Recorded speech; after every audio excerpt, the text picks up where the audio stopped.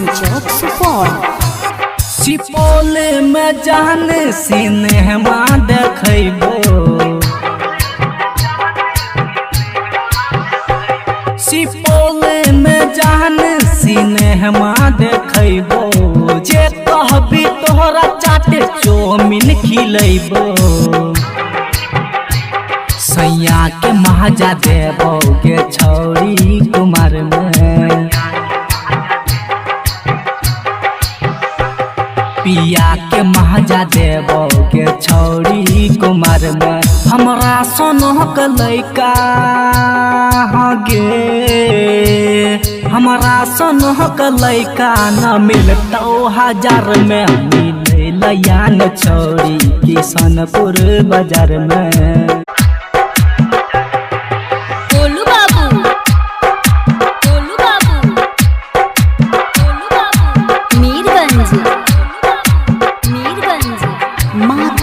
Recording studio किसान चौक सुपौल। सुपौल में जान सिनेमा देखबो, सुपौल में जान सिनेमा देखबो, जे कहबी तोहरा चाटे चौमिन खिलेबो। सैया के महाजा देबो के छौरी कुमार में,